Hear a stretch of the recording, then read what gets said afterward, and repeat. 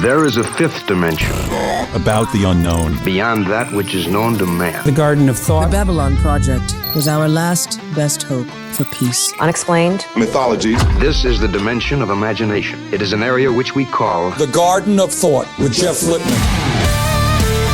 Eventually, our sun will grow cold and go out. You're listening to something much bigger, something hidden in plain sight. It won't just take us. It'll take Marilyn Monroe and Lao Tzu and Einstein. All of us was for nothing, unless we go to the stars. What you're about to learn will completely change the way you experience your mind, your thoughts, and yourself. Let's make sure that history never forgets the name. The Garden of Thought. Welcome everyone into the Gospel of Thomas. We have a real treat this week. We have a treat every week, but we have Mr. One-Arm Power Slam himself, Brick Savage. Probably the best voice we've ever had on the pod. Yo. What's up? Appreciate you guys having me. Thank you. We appreciate you saying yes. So that was really cool. And, you know, Thomas has given me certain parameters, though he doesn't give me a lot of guidance on what those parameters are. And I said, Brick Savage said he would come. He goes, who's Brick Savage? I said, you've seen him all over Twitter. He does a one-arm power slam. He goes, one-arm power slam guy? Hell yeah. It's one-arm power bomb. Get it right. Gimmick infringement. Hit the guy over. I can one-arm somebody doing something any day of the week. It's just something I do. For anyone new to the podcast that may have not have pulled up Brick's photo yet, he's I'm gonna say this in the kindest way. If Kimbo Slice wanted to be a power lifter, he might be the size of Brick Savage. He's taken up the entire screen right now. Very rarely, as a 6'5", 250-pound shoot, no wrestling bullshit. Very rarely someone bigger than me in any fashion, but I just know through this Zoom screen right now that Brick would rip my fucking head off, and that worries me. It should worry you. Funny.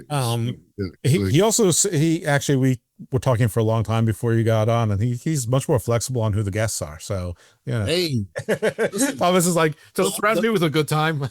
Welcome to the new weight room with Brick Savage. Yeah. That's right. That's the content behind the paywall there. You know what I'm saying? It sure is. So Thomas, I'm going to let you lead with the introductory stuff and the wrestling stuff, because if I do, it just sounds like another wrestling podcast. They're asking the obligatory questions. And honestly, that's not the podcast I want to do, but we have to. It's an icebreaker. I guess as much as I hate wrestling, outside of wrestling, you know what I mean? I like to keep my world separate. Brick, I'll just ask you what I would ask any person that comes up to me.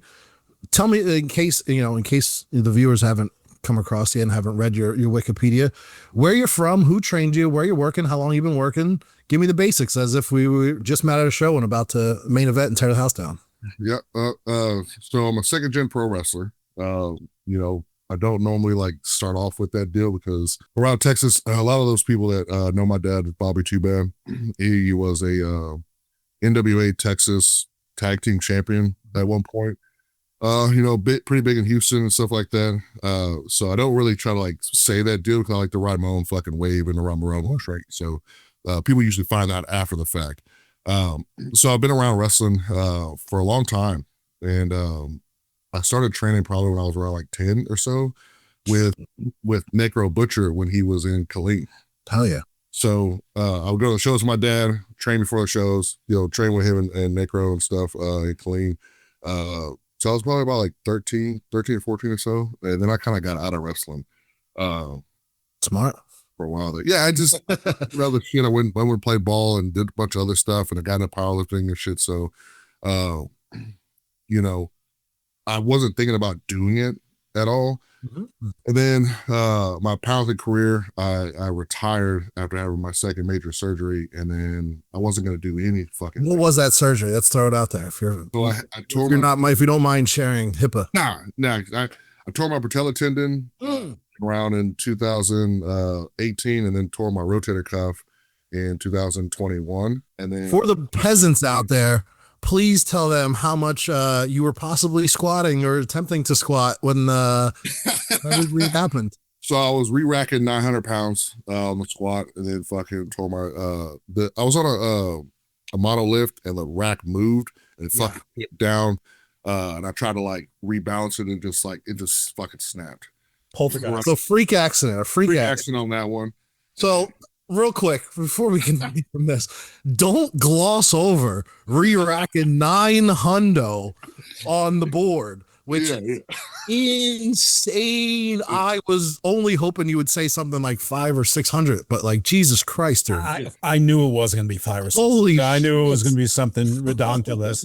And by the way, Brick, I don't know if you realize the opportunity you have right now, because a couple of years back, Mr. Thomas was ranked the number 6 top manager in pro wrestling. So, I'm just saying. And first things first is get rid of that other Brick guy. Tyson DuPont is going by Brick these days. And listen, I think he's great.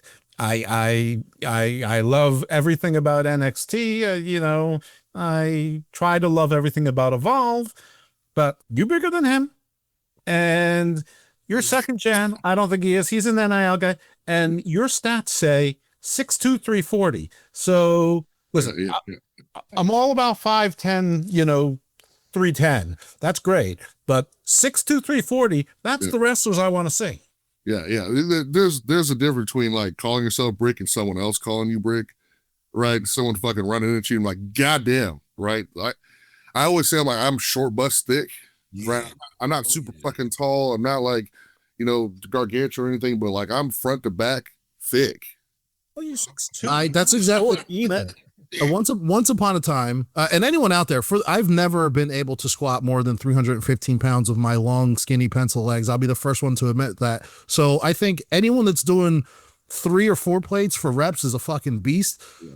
Do the math, anyone out there. I'm not going to do the math. Don't give it away. That's your homework project. Figure out exactly how many plates with a what's the powerlifting bar? How much does that weigh? Do they weigh 100? The bar I would squat on weighs 55 pounds. Do 55. Figure out how many fucking plates have to go on there for it to be 900. Yeah, do that math, and then that's probably need 945s on each side, right? Incredibly strong of a human being. I just want to let somebody know that 45s on each side is like 500. That is elite. 505 technically. I'm not a power like almost like 9 plates each side. That's why I said 9 plates on each side is good. My trainer is a woman. I work out to look good. I have no functionality in my body other than big boot, leg drop, be on the beach. So squatting 900 pounds, I can't get past this. We're going to get to your other numbers at some point. But I assume that once you recover from these injuries and you realize that, powerlifting's not the most fun way to show off your skills, and you came back to wrestling. How long ago have you been back in the scene? And then we're all just want to know how you ended up. I guess if you squat 900 pounds, we know how and why you do a 1-arm power bomb. Yeah. I mean, so like I had the patella tear. I rehabbed it back. I eventually squatted 1,000 pounds after that, of course, and for my rotation, back stronger. Right. So like I was benching like 525 and that snapped. Had the surgery and was like, okay, that was the second major surgery. Can't do this again. This is too expensive. This fucking sucks. I was getting paid to lift, but like not getting paid that much to be like to continue. Yeah, surgery compensation. So I was done. So I'm not gonna do any physical sports stuff anymore. I've been doing. Who's paying you to lift? Like the local loan shark, or are you sponsored by like creatine companies or what? Yeah, you could win money at meets, but I was also sponsored by Animal for like 6 years. Oh, nice. For the record, Animal is a big supplement company in the fitness world who only sponsors the biggest of bigs and strongest of strong boys. Yeah. I thought it was the Muppet Animal or Roadwear Animal. Oh, these guys are the real deal. You been in the cage, dog? You been in the cage? Yeah, dude. I had the 2 best events in the cage for like. I still have the number 1 rated event at the cage back a few years ago. But like I did some wild stuff in there.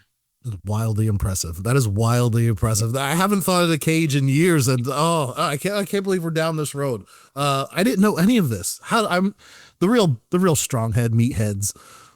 Power magazine dudes, know what we're talking about, but your casual wrestling fan, not so much. The MD Muscular Development magazine kids of back in the day, we know the real ones. I get those people crossed over now. They're like, oh shit, this motherfucker's wrestling now. They're out there. I didn't realize that. Like, there's obviously Alex Hammerstone, I think, is probably the most prominent professional wrestler slash like actual bodybuilder who has won first place in open on a Saturday and fucking done a match at 4:00 the next day. I thought you were saying power lifter, and I'm like, no, not power lifter, but like, you know, to see those worlds cross, and then obviously the powerlifting and wrestling world and all that stuff is all related. So, and as old men, we also go back to Ken Patera and Ted Arcidi. So yeah, Ted Arcidi, Bill Kazmaier, Bill Kazmaier, all those dudes back then and stuff. Even Dino Bravo, the coach I had. No, Dino Bravo was legit. I don't know what that bullshit bench press was on, you know, Saturday fucking. It was 500 pounds. That was the number, 500 pounds. Well, I'm sure, listen, it's a work in entertainment. Even back then, I'm sure they at least had a couple of fake plates on there. There's like, and Warlord did the same thing too. Shout out to Warlord. That motherfucker was the biggest dude in the history of big dudes. Yeah. And he's still alive because he didn't party, he didn't do drugs, he didn't, I mean, you can do 2 out of 3, but listen, you can't do all 3. You guys exactly.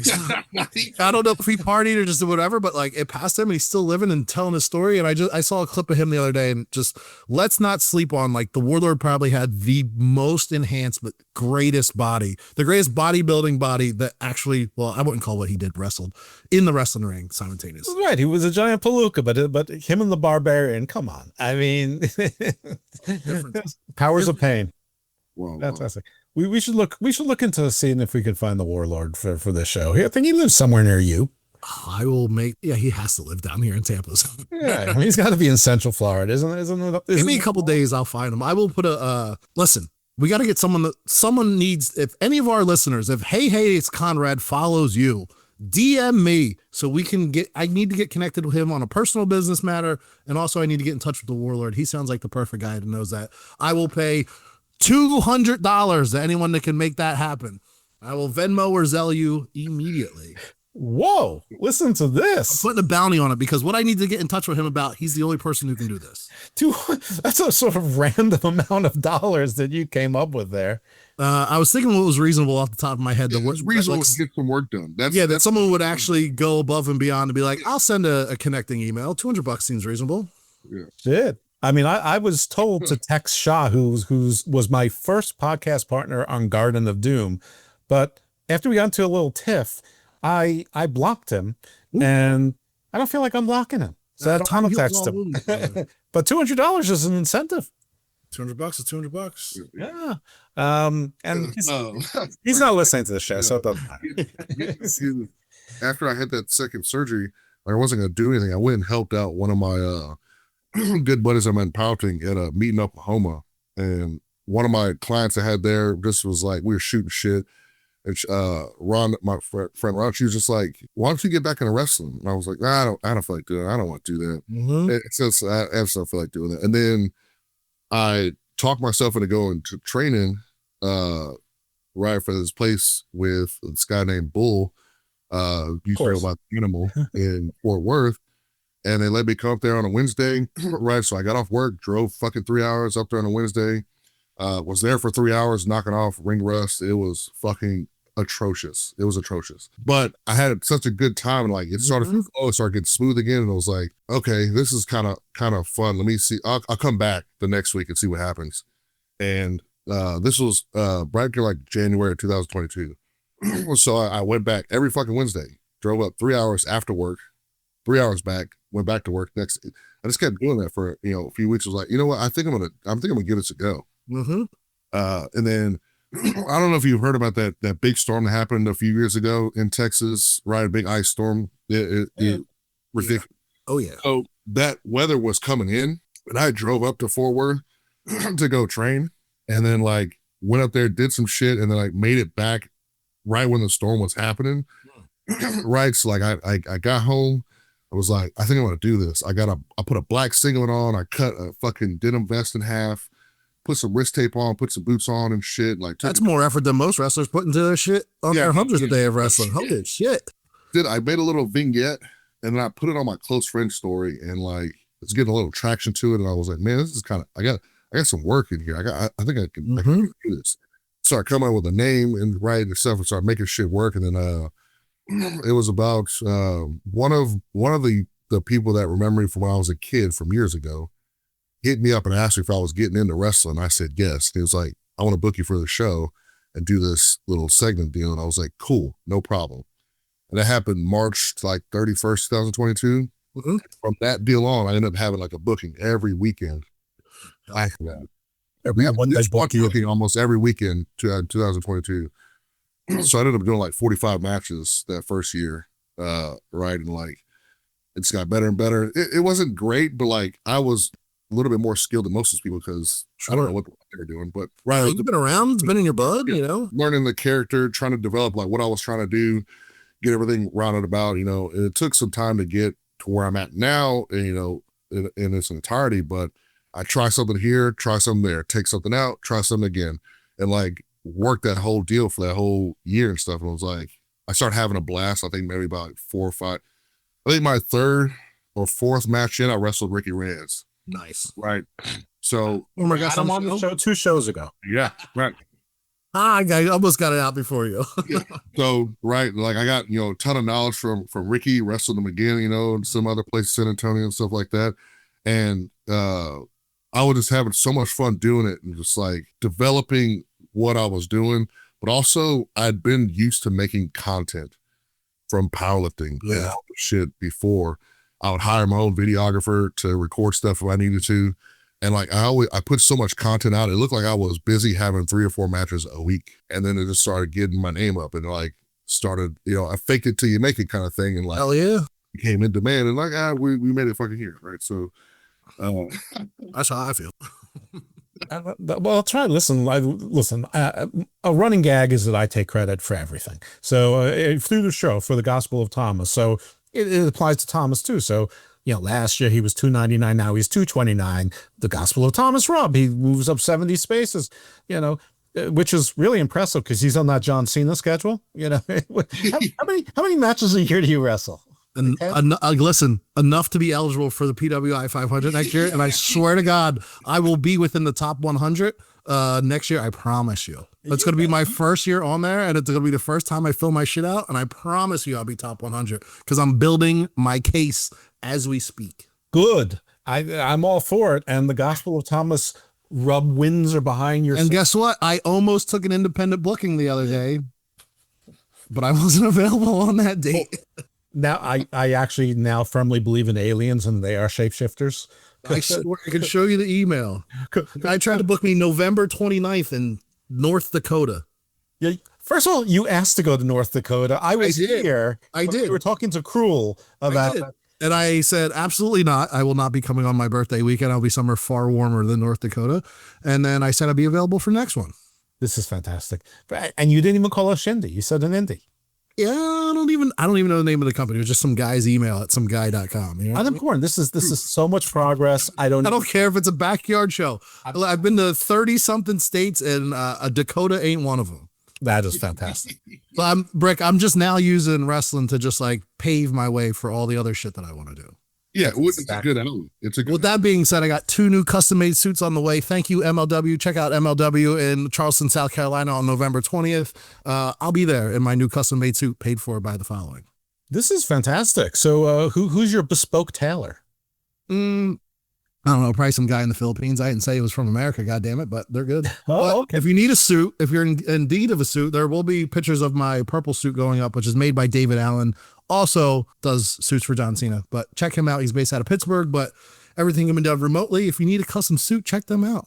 As for Krista, she's the best. Where are our sponsors? Well, why are we giving this stuff away? Don Gatto is the only thing I want to plug for free because I have a chance of getting some Don Gatto tequila, I think. And in my head, anyway, I have a chance. Anyway, we have a guest here. We do have a guest, and I digress. But what are some of the similarities from the powerlifting world and gym culture that blend into professional wrestling? He's got to lift a lot of heavy dumbbells. That's true. A lot of sandbags. So my training in powerlifting also makes a lot of strongman stuff in there, and my off season wasn't like an off season. I had to like fucking take some time off, do lower weights. Like I was still doing strongman shit, like farmers carries and all that stuff, and yoke walks, right, heavy sled drags. And so I have no problem dragging somebody's body and tossing. So like Rocky IV training. Yeah, right. It was always grueling. It hurt so bad all the time. All the time. I never felt like I was recovered. However, by the time I got to a meet, I felt like I was top tier, 100% all the time. But just getting to where I was going, it was so grueling. And most of those people that were like under Josh Bryant, like just like regular people, like people that signed up for it and stuff like that, not the like top guys, like they wouldn't do all the stuff he had written down on the program. I would, because it was like it felt terrible, but like I was as strong as I've ever been. I just felt incredible, unstoppable, right? And that's just how I feel now. It's like I know nobody trains like that, and I don't train like that now. But I have some of the stuff I'll do, but I know now like nobody in wrestling trains like that. So like I'm prepared to throw, catch, toss, yeet, whatever the case is. Anybody, any kind of shape or form. Now, when you're going into like a powerlifting meet, is there any similarities of like how you prep for that weekend going into like a show weekend? Now I know you're working way more than I am, so you're probably working more almost every weekend. So it's probably kind of hard for that. Is there any big thing you like to build up to, or like a way you like your body to look, or focus on a certain exercise beforehand going into the weekend? Not particularly, but I usually always have some kind of like shoulder stuff doing it because I don't like to get my legs too tired. Yeah. Because I don't do a lot of running. I do a lot of like stalking and like stomping and stuff. Yeah. But and catching and shit. So I don't want my legs to be too tired to like do certain stuff. But like I always do a lot of like shoulder, chest stuff. And it's usually the first thing people see anyway. And you're looking wide. The wider and bigger and buffer you look up top, it's one of those, you look more intimidating, right? An upper body business, kid. Everybody knows it. Yeah, I just also happen to have a pair of legs on me too. So, boy, do you. That's an understatement. Those fucking tree trunks. I don't know how you or why you would ever wear pants. Which I do. I wear pants. Are they? Do you have like tailored custom jeans? Like, what do you wear? There's no way you're wearing anything but 3X sweats. Probably cut at the ankles. It is. It's getting winter time now, so I'm definitely wearing sweats. But I usually wear jeans and stuff most of the time. I have a sense of style also. Okay. Right? Okay. Yeah. Some of the powerlift. Listen. I get it. The big leg guys. I get it. And listen, with I just now have good legs, and my Hoochie Daddy short collection has skyrocketed.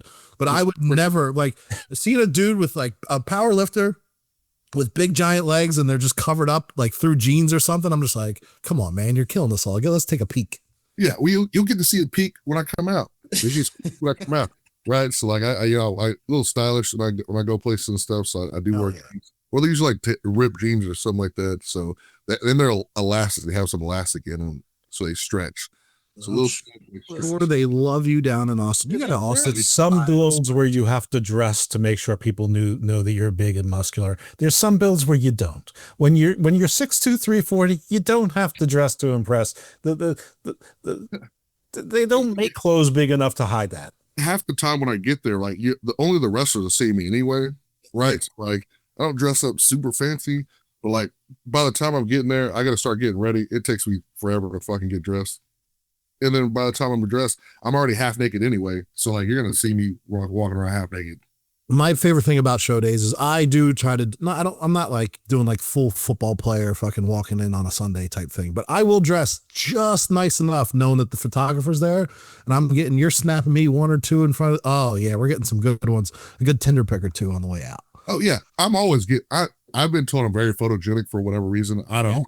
I just come in dress in a way that's like, okay, cool, this motherfucker's got style, right? Nice shoes, cool jeans. Unique enough. Yeah, I'm not telling him any different. Cool shirt, or a hoodie, or a cool ass denim jacket and shit, or leather jacket, depending on. I agree. You're a very handsome man. See, beard is always full, right? Hair looks crazy now because I'm in the middle of a storyline, so no. I hope that means it's not getting cut. Look, well, until it does. This shit is looking wild. I'm in the middle of a storyline right now. This shit is wild, right? The overgrowth is crazy, but I commit to the bit. But I'm sure Jeff has some more wrestling related questions. But one of the things I'm more curious about is what's the what's Austin like for you? Do you like it down there? Are you out and about? Obviously, you can't be at a comedy show every night of the week, but like, do you live that life a little bit? Are you out on 7th down there? Or are you distant from it? Most of the time, I did just go out on 4th Street, to Coconut Club and like Highland Lounge and stuff, just to hang out with some of my people I haven't seen in forever. Mm-hmm. But I have shows every week, usually like 3 or 4 every week, and I just don't go out. I don't drink. Time for life. I don't drink. I don't party and stuff. And so when I started wrestling, like, it just takes a while to recover. And I need to train. I need to get back into the deal, and I don't need to feel like shit. So if it's like a Sunday show, I might have a beer with some people if I do happen to go out after. That's the way I'm the same way. If I'm out for one, you'll see me for one, because it's like my body already fucking hates me from this. And then like drinking on top of it. And like, it seems like you live a pretty clean life and I'm not the most, I'm California sober sometimes, but like not sober in that sense, but like a drink or two is just like, brother, I'm out. Yeah. Like, that's all I need to have out. And then that on top of being stuffed in an airplane or driving home the next day, and after you just got your ass beat, like, or going out of the country 3 times a month for your vacations. I'm pretty sure this 1 or 2 drinks is your United States rule, and there's hot tubs down there. We're fine. It's completely different. Yeah, most of the time I'm driving back that night to go back, right? So like, I'm out of town, I'm in Dallas and Houston and McAllen, wherever the fuck, and I'm driving back. And you can't fucking drive drunk in Texas. Right. Drive at one drink from Texas. Right. Austin is like in the middle of the deal. So if I go to Dallas, I got to come back to Austin to go to McAllen. Right. So I usually drive back for the most part. And I can't do. People go out. I'm like, bro, I got to fucking wrestle tomorrow. I got to be on my shit. I got to make sure I do a top tier performance every time I wrestle. Somebody's life is in my hands, literally. Like, that's the one thing people don't register about. Like, it's like, yeah, I'm going to work, and we like downplay it, but it's like, oh yeah, this dude's giving me his body. Like, I have to let his family know that he's gonna come home tonight. And I'm doing something heinous to somebody. Like, I'm gonna do something that's ridiculous, and I got to make sure they, essentially don't land on the top of their head, even though I say I drop people on the head a lot. You'd be surprised. But, I try to land people and do stuff in an extremely violent looking manner, but it doesn't do anything to them. It's the name of the game. Safely dangerous. What you're supposed to do. That's why they call us professionals. Yeah. So what number on the ranking were you? PWI was 247. Nice. It's my first time on it. I wasn't deliberately trying to get on a deal, but it's always good to get recognized for the thing. Yeah, to have your name out there. I felt like, the year before I did a lot of work and I wrestled some good people, and I was all over the place. And I thought it was something that was going to work. It's like 2023. I thought I was going to be on it. 2024, I thought I'd be on it again. I had like 112 matches last year. Damn. That's a lot, right? And then, that is a lot. It was a lot. I was putting extra fucking work. I was like, okay, what the fuck? Those are Shazza McKenzie numbers. I'm in like 80 matches. I'm at 81 matches now. Yeah. Right. So like, I was like, okay, missed it last year. I was like, I'm not going to focus on doing this thing because it's just something that somebody grabs a bunch of names, puts on a thing. Yeah, don't live and die by the number anyway. It's half a shuffle button. It's cool to be on it, but like, I need to focus on doing good matches, making these good connections, right? Treating this locker room right. So like, people, the connections I make and be able to pass around and push people and help people elevate, that was important to me. So I looked at last year, it was like, I was getting flown out to places and like being brought into places as like the flying guy that started to bring in. And I was like, okay, cool. This is a cool spot to be in. I get to help do this thing and elevate this deal. And that was more rewarding than being in it. But getting in it this year was a pretty cool fucking deal. So it's nice. Fucking message here. And I think the one thing it comes down to, like, connections are good, but I don't give advice about anything in life. You know how gym people are like, oh, brother, I want to get in the gym. It's like, I don't have fucking time to explain life to you. Yeah. So my saying goes for wrestling students. We're like, what advice do you have?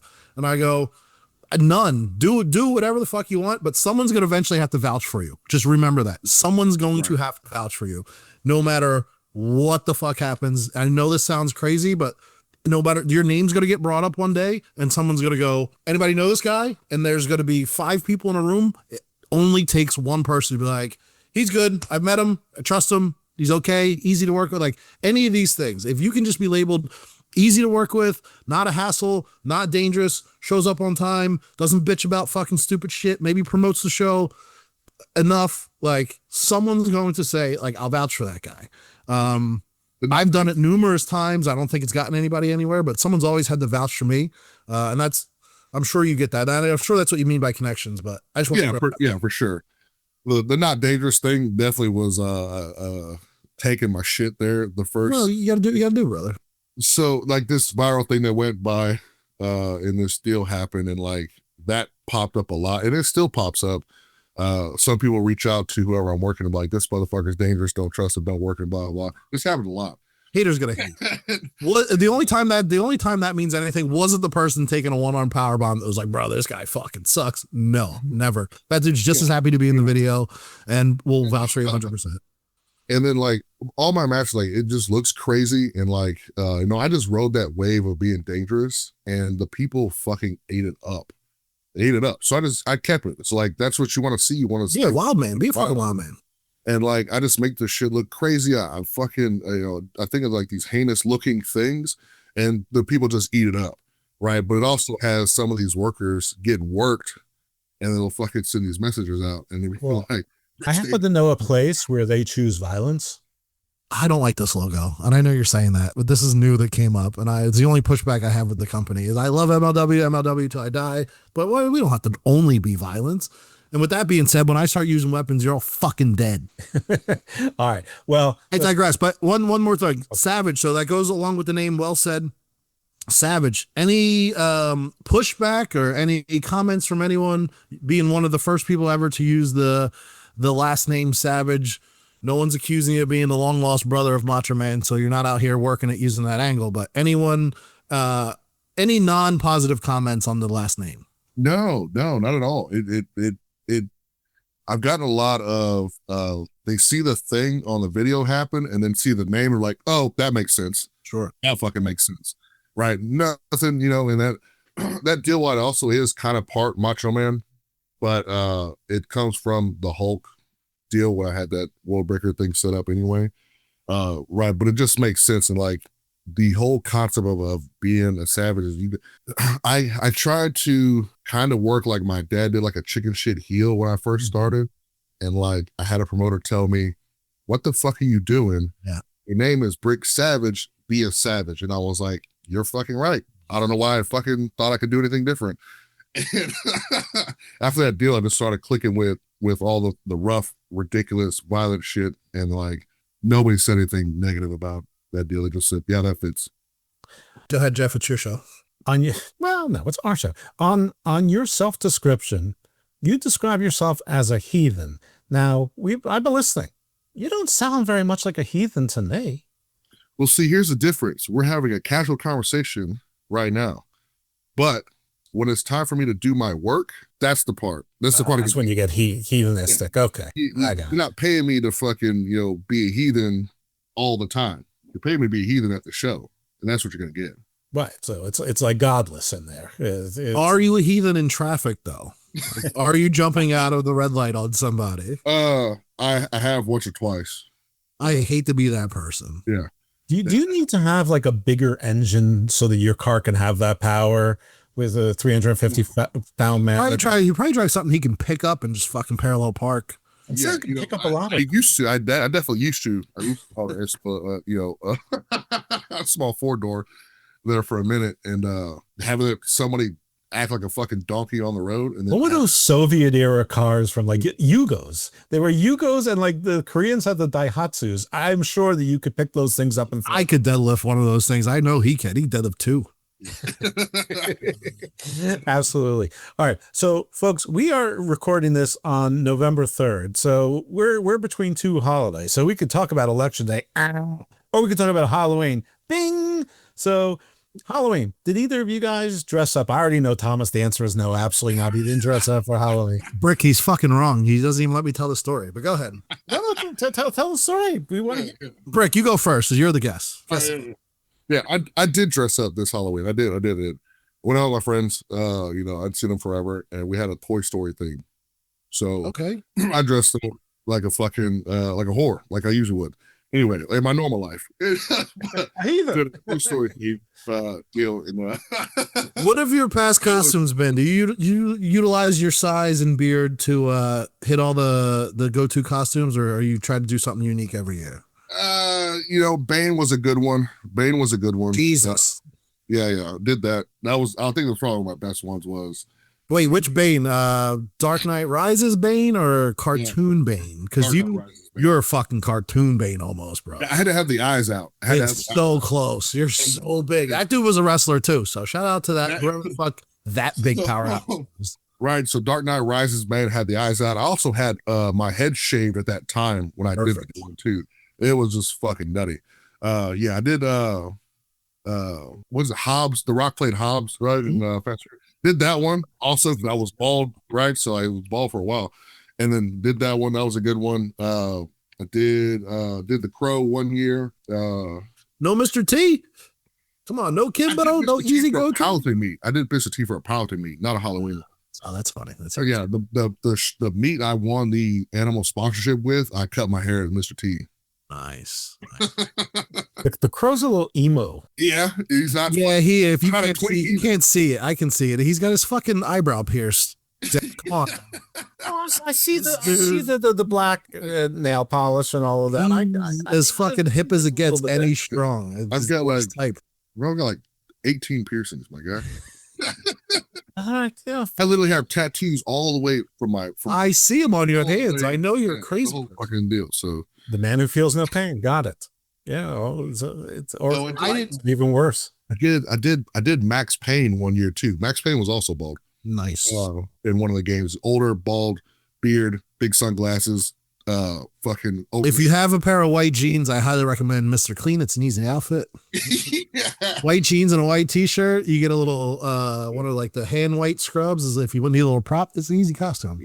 And you return the jeans on Amazon the next day. Mine are not yours, but I definitely got white jeans, but I'm not bald anymore. So that's the last part. Jeff, I was out. I was on vacation. I just got back home yesterday. I was in Playa del Carmen, Mexico, where I usually am for the week of Halloween because it's one of the rare nights of the year that I actually do go out. I didn't have much of a costume. I just had a little plastic Zorro mask that cost fucking $5, but that was enough to put me out on some rooftop somewhere till 5 a.m. So life was good. Text me, Jeff, and I'll send you the pictures. I have to text you to send the pictures. Like we don't text me, remind me practically every day. I'm not just gonna willy nilly send photos and make sure your wife is not. You know, PJ does. I do not. Him and his fiance. They went as Mario and Luigi. I do love the Halloween. Little Luigi. Halloween in Mexico is awesome. The whole like Day of the Dead thing. We didn't do like the Thunder Rosa paint thing. I didn't. The lady on the street was like offering to paint my shit, but I'm not into that. Okay. I don't do face paint anymore, brother. Did you have a Chiquita there? Of course. Okay. There we go. See, I know. That's why I said I'll fucking send you the pictures, but now you're kayfabing me. Jesus Christ. All right. Well, my two girlfriends listen to this. Christ. Really? That's excellent. Well, to our wives and girlfriends, may they never meet. And he just lost one subscriber and moving on. Oh, no. This is terrible. There goes my Don Gatto sponsorship. All right. So we found out your Halloween tradition. Now, everyone I know watches like the same movies every year. I'm not that kind of guy. I don't do that. I'll watch horror movies, but I'm not watching like Halloween 1 and 2 and 1 through 12 Halloween. Brick, do you have any Halloween traditions? I watch horror movies all year. So like not exactly a tradition. I literally watch them all year. It's like the main thing I watch is just horror shit anyway. This last one I was watching Halloween Havoc matches a lot. So I did that. That was one that was an interesting one. That's all horror. The last horror movie I think I watched was Beast of War, which was also a shark movie. It didn't get a theatrical release like all over. It was a very select limited one. And it went to a streaming service. So I watched that one. It's like a fucking World War II Jaws deal. And it was gnarly. It was pretty goddamn gnarly. It's like that and like Alien franchise and the Thing are usually probably the ones I rewatch anyway. But now that's smart because who was in line to be one of my new best friends was Atrocity Cruel, who said we're going to do Alien Earth, and now he sort of ghosted. So I think we've already broken up even before we got together, and that's an Atrocity and it's Cruel. So it's on brand. Anyway, I do love the show Alien Earth, but so I too watch horror movies throughout the year, but I hate half of them. So when I find ones that I like, I'm really, really happy. So I saw Weapons and I thought it was remarkable. I thought it was really, really good. And I like it and I like Stranger Things, but I've seen them both. And I'm just like, you can watch one, but you don't need to watch both. But I'm like, okay, I'm going to try Welcome to Derry. It is batshit bonkers crazy. Yeah. I watched that last night, actually. Yes. I watched the first two episodes last night. Yeah. And it is a bit like Stranger Things. It's got the kids and the Spielberg stuff, but it's totally Stephen King. It's all the tropes. Everything's in New England. It's in Maine, isolation. You know, the only main difference with this one, instead of the magical Negro, there's magical Negroes, plural. I mean, you know, every Stephen King novel has, you know, that.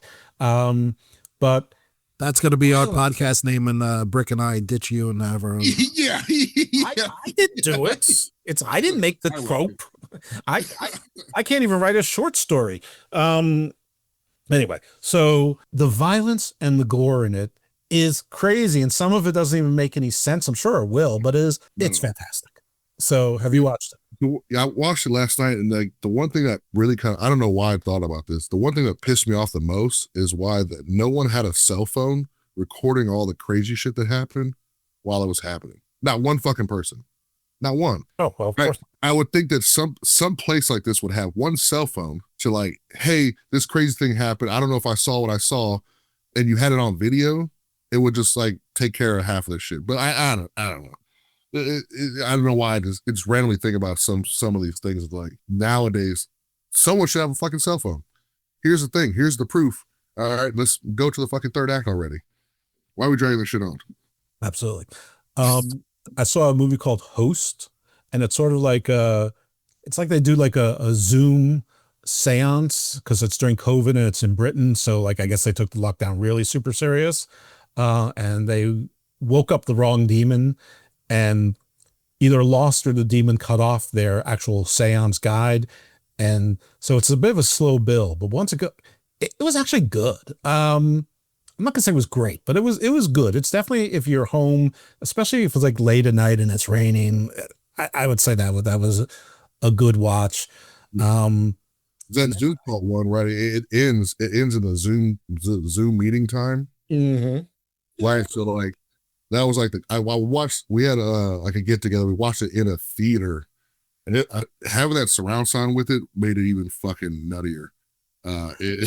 And I liked The First Omen. I thought The First Omen really did justice to the Omen movies. It like fit right in. I mean, obviously it looks like a more updated movie because film and everything, but but it really, for a period piece and everything, and it was the same sort of slow burn, more thriller than horror.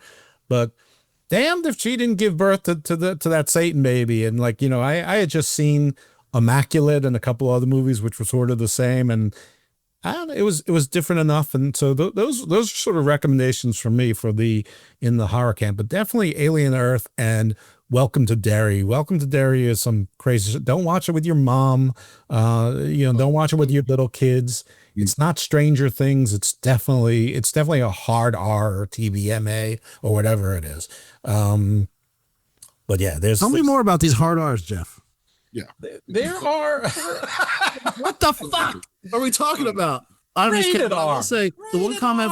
Come on, what kind of traps are you trying to set for me? You can rent out a theater for relatively cheap these days. So especially Jeff, a man of your stature and eliteness. Yes, not even a stress for you. Not that I'm saying you should rent the whole theater for you and your old lady, but a group of 5 or 10, very affordable. Yeah, no, I would definitely not rent it out for me and my old lady, because as soon as I'm going to do that when Batman she falls to sleep. I'm going to do that on the next Batman movie. That is the movie that I have deemed worthy for me to spend $250 to rent out the whole theater. No, emo Batman. I fuck with emo Batman. He's going to be. I think he'll be less emo in the next one. I think he'll finally figure out how to be a billionaire. I hope so. Baby. Billionaires should be billionaires. All right. All right. You have any paranormal experiences? Uh, Yes, you do. You read your body language on that one.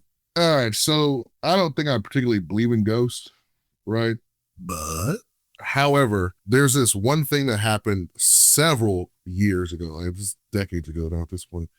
Uh, this old lady we used to stay at when we used to travel up in Houston passed away, and like left some of her shit to my dad or whatever. So we brought it home, and I was doing something in the kitchen, and this fucking answer machine went off, and this was like click goodbye.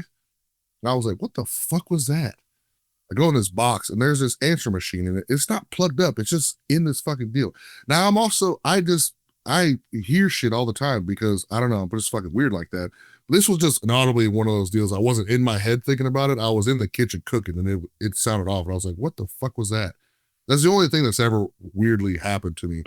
I talk to myself. That's weird, but this is the only one random weird thing that popped off happened.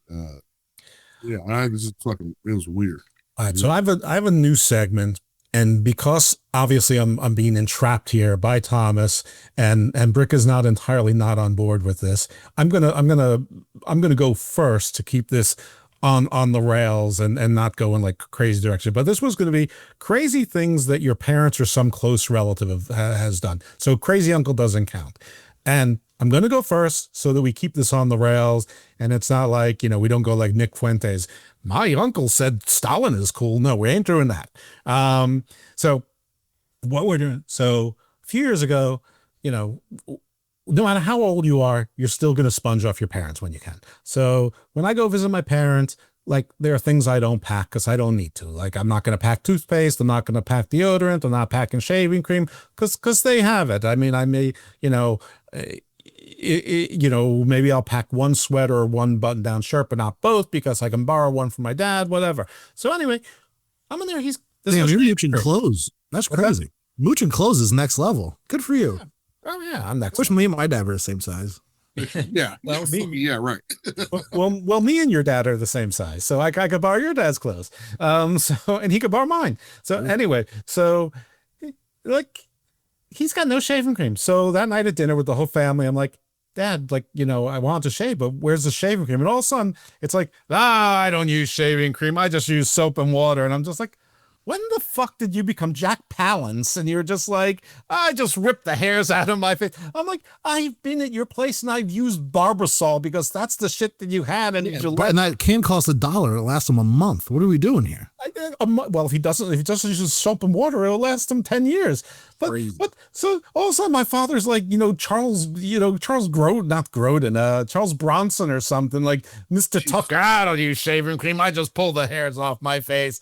This is my dad. I mean, so that's the kind of crazy thing I'm talking about. So it has anything like that, or it's funny without going off the rails with crazy relatives happen? I mean, no, I don't really fuck with my parents like that. What's up to your parents? I got one story that was just funny because we went out to the country to shoot off guns and shit, and the dude there had horses. Your horses, chickens, whatever. He had horses and shit. They weren't. What's the difference? You didn't shoot a horse and a chicken, did you? No. We were just shooting a bunch of shit that were on the land. And I was like, man, I never ridden a horse before. Never rode a horse. He was like, hell yeah, you can get on that. And granted, I was like 310 probably that weekend. And these horses weren't like big horses. They were just like, they looked like teenage horses in comparison. So I got to ride the horse. It was chill, right? Dude was struggling. I wasn't on there long. I got off. My dad gets on that goddamn thing and takes it out kind of towards the mailbox, comes back. I don't know what the fuck he did. That thing started going off and he fucking start bucking up and down and shit. Got launched off that thing. I don't know what he thought he was. Until the Lone Ranger or whatever, but he started trying to ride the thing like he was going to start taking off with it, and it just bucked him off, and it was just the stupidest fucking thing I've ever seen. Is he like, if Luke Perry can do this, I can do it? That was about the craziest thing. I've ever seen a fucking dude outside of there, but That's funny because you're busting up here. Nobody can see it. I wish they could.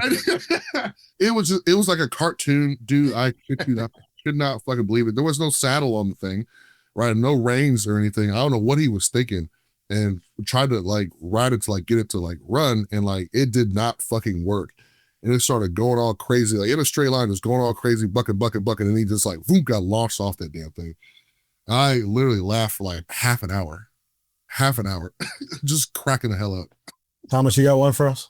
Listen, no, it's not family related, but at a family barbecue, I saw this white guy put mayonnaise on a hot dog, and it fucking scarred me for life. Yeah, I don't You put mayonnaise on your hot dogs? In hindsight, I would. I'd think about it, like as I'm now older and like I do love hot dogs, I do love mayonnaise, but this combination like sickened me. And it wasn't like let me just smear a little bit on the bread, on the roll. You know what I mean? It was like it was a lot. Unhealthy amount. There's a weird amount of mayonnaise. That's the only reason why it stood out. And I tell the story all the time. I don't mind like Thousand Island or Russian dressing. In fact, the Russian dressing has the relish in it. So I love mayonnaise. I love mayonnaise, but on my dog hot, absolutely not. No, that's not. I won't have it. That guy lives across the street from my parents to this day. It's very bad. Spicy brown mustard. Mayonnaise. Shout out to Bruce if he's listening. Bruce across the street.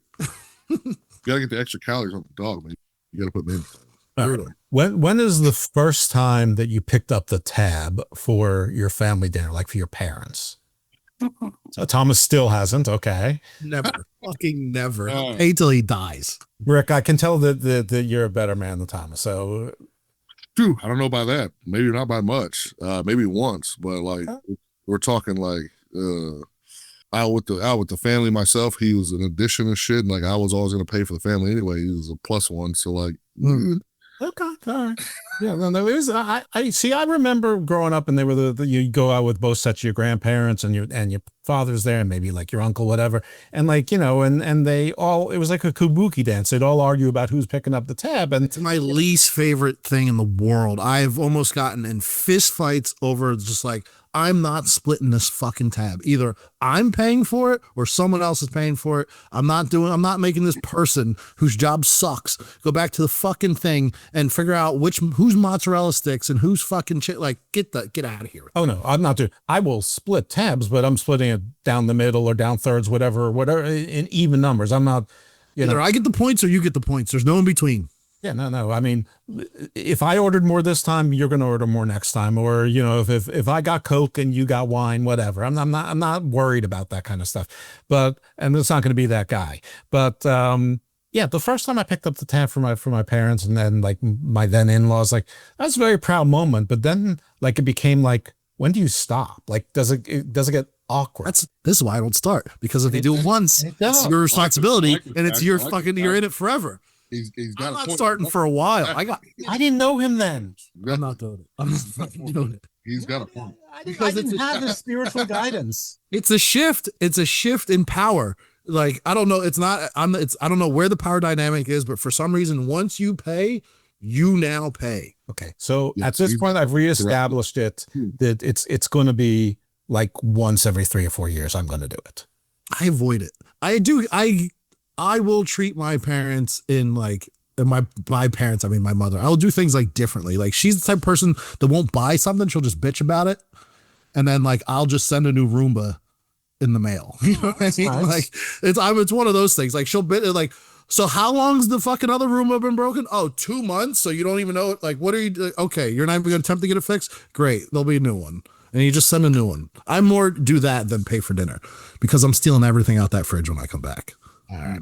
Well, Thomas, now that you are officially an indie wrestler and Brick, you are an indie wrestler, what is it with indie wrestlers who have like 200 followers or 500 followers or 700 followers and they don't follow back? Like what is up with them? Like like how are they supposed to market themselves and don't want to clog my timeline, though? Tell them. So he's got a point for that.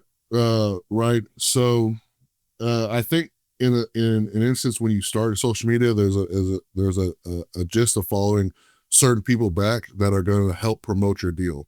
If someone's not posting stuff or like sharing stuff that's wrestling related or things that's going to help your brand, you probably shouldn't follow them back. Right. So if they're like, they like your stuff, they comment on stuff, those are the kind of people you want to follow back. Mm-hmm. However, you get in the habit of that and your entire timeline is just congested with Yeah. non-wrestling stuff, other people's personal lives. Like I don't care to want to see that. Plus, also, when you want to be a superstar, right? You don't want to follow the people that are paying the ticket to see you. That's also a factor. But some of these dudes also probably should be paying a ticket that have 500 followers. I don't. And I don't just mean this for indie wrestlers, but I think where it's very, this is an interesting experiment because I'm sure I haven't paid attention before. It certainly has happened before, but when somebody, is no longer with a WWE or an AEW, and now all of a sudden they're sort of out on their own, and it's been 6, 7, 8 months, a year, 2 years, and nobody's, nobody's signed them, and they still only have they follow 400 people. They're all other wrestlers or promotions, and they have 12,000 followers or 47,000, and then they start. Then a couple months later, it's 37,000. Then it's 20, but they don't change their ways. And I know, like WWE says, don't follow everyone back, don't engage, or don't engage unless you're really good at it. Drew McIntyre, really good at it. Folks like that, and that's smart. When you're on that level, you have, to this day, PJ Black has 545,000 followers still. He doesn't even follow me back.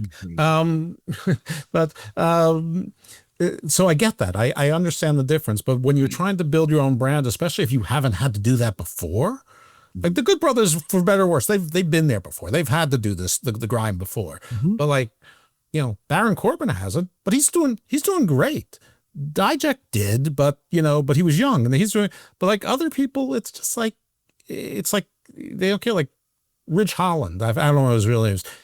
He didn't really have a big fan base to begin with, and now he's not really interacting at all, and he's hurt, and he thinks he's going to make money off of this thing, for a while. Maybe he will, maybe he won't, but I feel like you should interact with people, and you can look at someone's timeline to see who's a troll and who's a nuisance and who's semi-normal or who supports their good friend Mocha Traps and their good friend Concrete Dragon and retweets MLW and NWA and whatever, and and then tries to be a part. You can see if you want. I understand that's work. That's a job too. But promoting yourself is work, and delegating other people to promote you is actually a really good use of your time.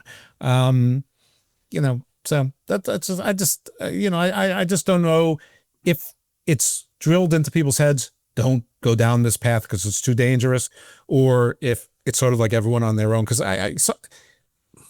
silly things piss me off sometimes. That pisses me off. In retrospect, I got unfollowed by Walter once he got signed. Really? He followed a bunch of people and then cleared out his shit. He unfollowed everybody. Yeah. Gunther? Big wall. There's not like a social media training thing that you go through when you're on the indies. Everybody's different, yeah. Everyone has their own deal. And every social media platform for me is different. My main one is Instagram. And sometimes I won't follow people back and it might take a while for me to follow some people back, depending on what they post and how they post. Some interactive fans that are either constantly DMing me or sending me notifications of things. Right. I might end up following those people back because they're putting some effort into the work and craft I'm doing. But every Joe Schmo that just follows you, you just can't follow them back. And I give that time frame, okay, I see this name pop up a lot. This thing's popping up a lot. Oh, this person leaving comments. Oh, I see this person sharing some stuff over here. I might go give them a follow back. Right. But I gotta also keep the same mind frame of I'm the act, the superstar that's happening right now, and they're following the person that's doing the thing. Right. So we're not feels so good. I love that. It feels so good. And I don't want to be friends with these people because that's the part that makes the shit weird. And then people having some kind of sense of entitlement to you. I will say I have a fan or two who I've befriended over the years, and that will happen. Yeah, sometimes I just like some of these fucking weirdos. Shout out to Juicy Pat Lucy. I've made some friends, with some people and stuff, and those are cool. But I just there is a line. There's a line. And I just don't interact with people like that. I don't barely come out for intermission. I'm on a mission of doing ridiculous shit to somebody. I will. Your show after the show. You're in the zone. Absolutely. After the show, I'll come talk to you, have some normal conversation with some people, blah, blah. Right. But like, some of these people that I have followed, right, turn out to be complete fucking weirdos. And it's like, yeah, probably shouldn't have fucking done that. Insane to me. Right. And like, but if you're a pretty lady, I'm following right back and taking a picture of you, tagging you and your boyfriend in it. And pretty lady, pretty guy, sometimes they'll get a default deal, but it's hard to weed out some of those weirdos and shit when they get to following you. They start DMing you over and over and over and over and over and over and over, and you never respond, and they're still DMing you, brother. Well, Brick, why don't you promote your socials and tell all these fans where they can follow you to maybe not get followed back, where they can flood your DMs with whatever they want to request from the old Brick set. I get some crazy ass DMs, my guy. Oh, I can't. Just give us a PG version of one.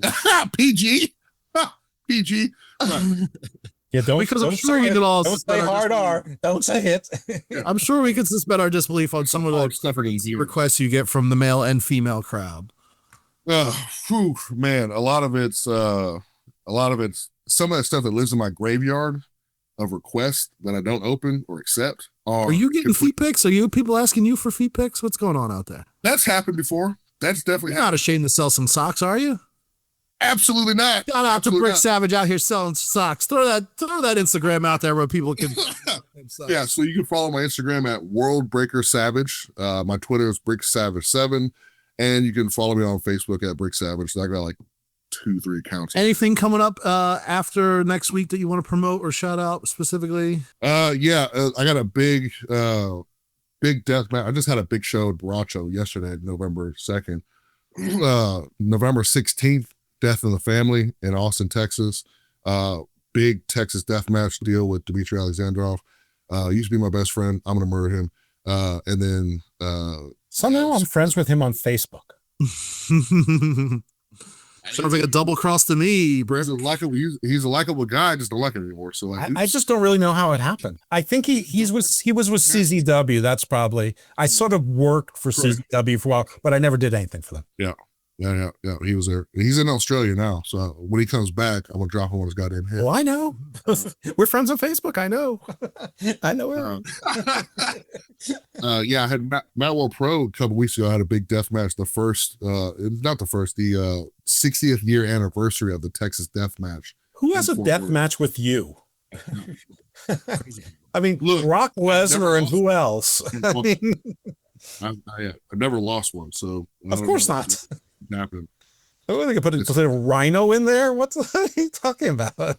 I fucking wish. I'd murder Rhino so goddamn bad. No, I mean a rhino, not Rhino the guy. Oh yeah, those rhinos are getting endangered, bro. Relax. Yeah, right. Good, excellent point. You're right. You are a humanitarian, a citizen of the world, and I am not. To close the end. That's right. I'm the heathen here. Fucking ridiculous.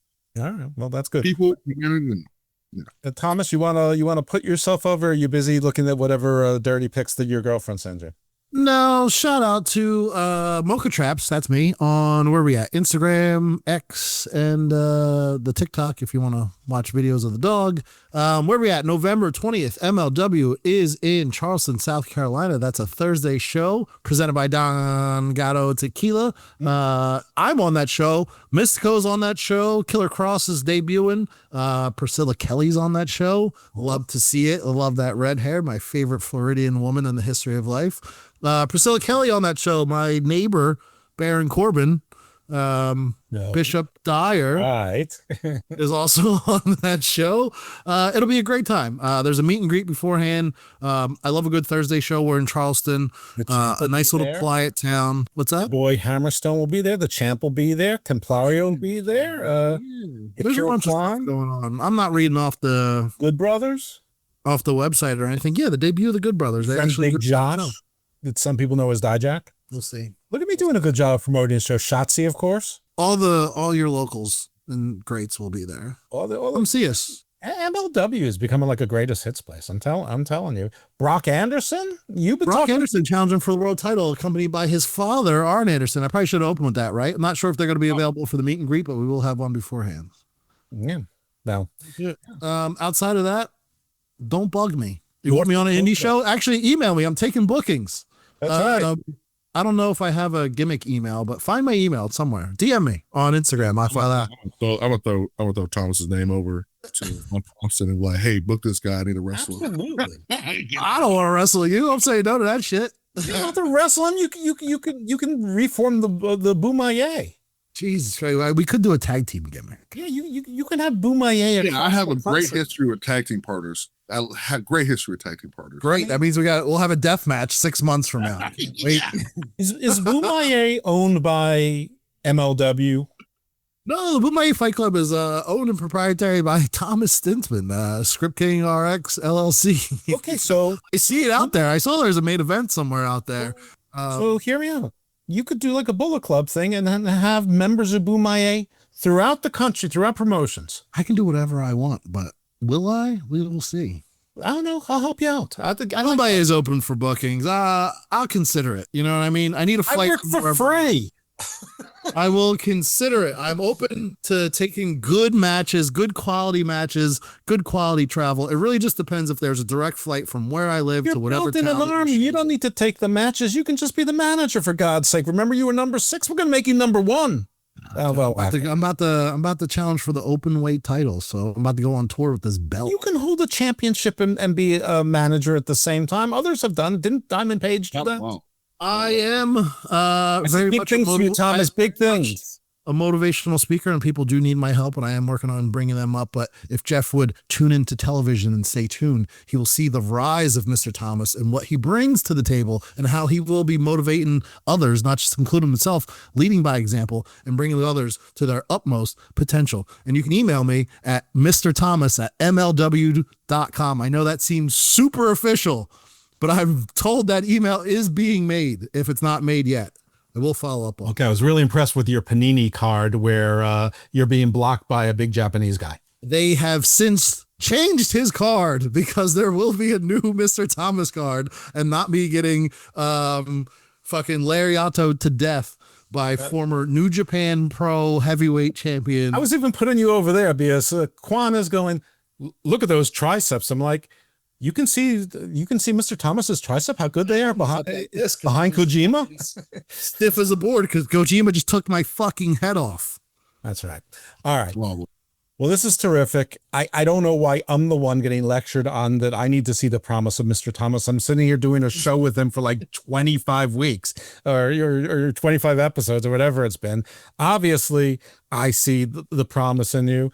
You know, don't forget that our producer said, I kind of like you and Thomas together. I think I like it better than with you and PJ. And like it's PJ, Rick, if you are in and around Dallas on January 10th, MLW is in town. So absolutely listen to all that. All right. So if anybody wants to follow me, and I'm pretty good about following back. I'm not famous, but listen, I'm obviously a mark. So, and that's now at this point now I'd follow you back. I mean, we had a conversation. I'd follow you back at least. I posted some fucking weird shit. Yes, that was Jeff. That was a plug and an invite. I got to invite Brick and plug the show for January 10th in Dallas for all. Excellent. So for Wrestling Nonsense, it's at @dose_evil if you want the other stuff, but it's really dormant at Icarus Fell ND. And this show can be found on the Garden of Thought feed, where you'll generally get 2 to 3 shows a week, sometimes 4. And this is on the Wrestling Soup Network. So we thank the Wrestling Soup Network for producing and hosting us at times. And just ask that you subscribe and follow. Would love it if you listen, but even if you don't, get it on Apple and just hit Marcus Play. It really, it's like Matthew Barry used to say on Fantasy Football Show. I don't care if you listen, just download it. Where's my checks? Yeah, where are your checks? Where are my Slovaks? All right, anyway. So, bad ethnic humor with Thomas and Jeff. Anyway, thanks so much for Brick Savage. It was a pleasure meeting you. Definitely not a heathen. You're a gentleman. Everyone, thanks for being with us. Have a great week. Appreciate it. Thank you guys. See you guys.